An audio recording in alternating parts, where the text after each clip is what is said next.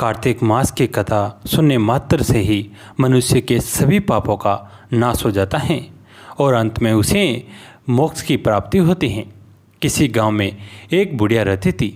उसकी एक पुत्र वधू भी थी। कार्तिक का महीना आता तो बुढ़िया 12 कोस नहाने जाती, लेकिन उसकी बहू वहीं पतीले में पानी डालकर कहती कि मन चंगा तो कटौती गंगा, और गंगा जी उसके लिए वहीं आ जाती। वह उस गंगा में अपना कार्तिक स्नान कर लेती। एक बार कार्तिक नहाते हुए सास की नत बह गई और बहकर वो बहू के नहाने वाले पतीले में आ गई, तो उसने वह उठाकर रख ली। सास घर वापस आई तो उदास थी कि उसकी नत बह गई है। बहू ने सास को उदास देखकर पूछा कि आप उदास क्यों हो? सास ने कहा कि मेरी नत गंगा जी में बह गई हैं। बहू ने कहा कि अच्छा, वो नत वो तो मेरे पास हैं। सास ने पूछा कि वो कैसे तुम्हारे पास हैं? बहू ने कहा कि सासू जी, आप तो 12 कोस कार्तिक नहाने जाती हो, मैं तो यहीं कटड़े में पानी डालकर कह देती हूँ कि मन चंगा तो कटौती गंगा, और गंगा जी बहकर मेरे पास आ जाती हैं, जिससे मैं स्नान कर लेती हूँ। आज गंगा जी बहकर आई तो उसी में आपकी नत भी आ गई, जिसे मैंने उठाकर रख दिया। इस कहानी के बाद कहना चाहिए कि जैसे बहू आई वैसे सभी की आई, लेकिन जैसे सास की आई वैसे किसी की भी ना आए।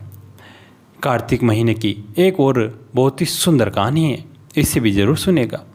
एक समय की बात है, किसी नगर में एक बूढ़ा व्यक्ति रहता था और उसकी 7 बहुएं थी। एक बार कार्तिक का महीना आया और उसने अपनी बहू से कहा कि मैं कार्तिक का स्नान करूँगा, क्या तुम इसे निभा दोगी? 7 में से 6 बहुओं ने मना कर दिया, लेकिन बड़ी बहू ने कहा कि मैं निभा दूंगी। बूढ़ा हर रोज़ सुबह उठता और नदी पर स्नान कराता। गीली धोती को वह बड़ी बहू के आंगन में सुखा देता। जैसे जैसे वह उस गीली धोती में से पानी की बूंदें जमीन पर गिरती, वैसे ही वो हीरे मोतियों में बदल जाती। धोती से हीरे मोती गिरते देख बाकी 6 बहुओं से रहा नहीं गया और वे बोली कि हम भी बूढ़े को अपने यहाँ नहाने को बोलते हैं। उन्होंने कहा, पिताजी, आप कल से हमारे यहाँ कार्तिक स्नान कर लेना। बूढ़े ने कहा कि ठीक है, मुझे तो नहाना है, मैं तुम्हारे यहाँ नहा लूँगा। बूढ़ा सुबह सवेरे स्नान करके आया और धोती उसने दूसरी बहू के आंगन में सुखाने के लिए डाल दी, लेकिन यहाँ हीरे मोती की बजाय कीचड़ टपकने लगा। बहू ने यह देखा तो कहा कि आप हमारे यहाँ पाप का स्नान कर रहे हैं, इसलिए यहाँ से जाओ और बड़ी बहू के यहाँ ही स्नान करो। बूढ़ा वापस बड़ी बहू के यहाँ आया और कार्तिक का स्नान करने लगा। स्नान करके उसने फिर धोती सुखाई तो फिर से हीरे मोती गिरने लगे। अब कार्तिक का महीना समाप्त होने को था। बूढ़ा चिंता में पड़ गया कि बड़ी बहू ने इसका कारण पूछा। उसने कहा कि कार्तिक स्नान समाप्त होने को है और मेरा मन है कि मैं सारे परिवार को एक दिन खाने का न्योता दूं। बड़ी बहू ने कहा कि पिताजी, इसमें चिंता की क्या बात है, आप सभी को बुला ले, मैं खाना बना दूंगी। बूढ़ा सभी को निमंत्रण देने गया तो बाकी बहुओं ने कहा कि जब तक यह घर पर रहेगी हम खाने पर नहीं आएंगे। बूढ़ा फिर से चिंता में घिर गया कि ऐसे कैसे होगा और सूखने लगा। बूढ़े को सूखते देख बड़ी बहू ने कहा कि पिताजी, अब आपको क्या चिंता है? बूढ़े ने बाकी 6 बहुओं वाली बात बड़ी बहू को बता दी, जिसे सुन वह बोली कि पिताजी ठीक है, मैं खाना बनाकर रख जाऊंगी। और उसने वैसा ही किया, खाना बनाकर रख दिया और अपने लिए 4 रोटी लेकर खेत पर चली गई। इधर 6 बहुओं ने खाना खा लिया, लेकिन जाने से पहले बाकी बचे खाने में कंकड़ पत्थर डाल गई कि बड़ी बहू आएगी तो परेशान होगी। इधर खेत में बैठकर बड़ी बहू कहने लगी कि राम जी की चिड़िया, राम जी का खेत, चुगलो चिड़िया भर भर पेट। मेरे ससुर ने घर में जगह दी और मैंने खेत में चिड़िया को बाजरा डालकर वह घर आ गई। घर आई तो बूढ़ा फिर उदास बैठा था। उसने फिर पूछा कि यह उदासी क्यों? सब ठीक ठाक निपट गया ना?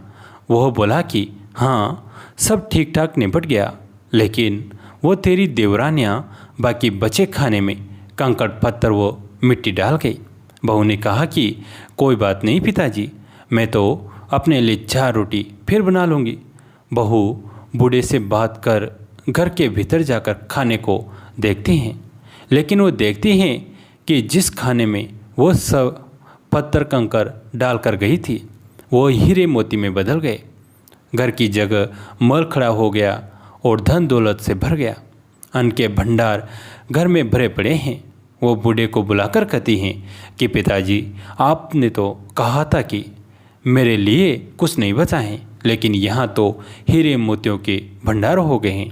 पूरे घर में धन की वर्षा हो रही है। साधारण सा घर महल में बदल गया है।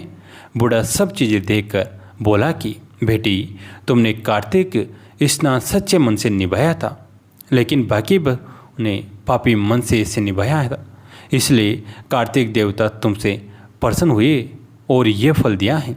हे कार्तिक देवता, जैसे आपने बड़ी बहू की सुनी वैसे ही सभी की सुना। कार्तिक महीने की एक और कहानी है, इससे भी जरूर सुनेगा। किसी गांव में एक बुढ़िया रहती थी और वह कार्तिक माह का व्रत रखा करती थी। उसके व्रत खोलने के समय भगवान कृष्ण भगवान आते और एक कटोरा खिचड़ी का रख कर चले जाते। बुढ़िया के पड़ोस में एक औरत रहती थी। वह हर रोज़ ये देखकर ईर्ष्या करती कि इसका कोई नहीं है, फिर भी इसी खाने के लिए खिचड़ी मिल ही जाती है। एक दिन कार्तिक महीने का स्नान करने बुढ़िया गंगा गई।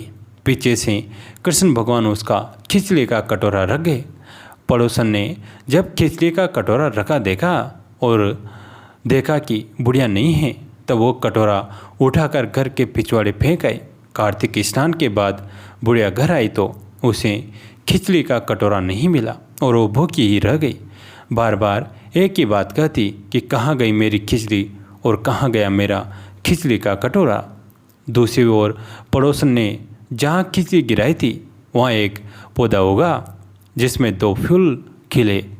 एक बार राजा उस ओर से निकला तो उसकी नज़र दोनों फूलों पर पड़ गई और वह उन्हें तोड़कर घर ले आया। घर आने पर उसने वो फूल रानी को दिए, जिन्हें सूंघने पर रानी गर्भवती हो गई। कुछ समय बाद रानी ने 2 पुत्रों को जन्म दिया।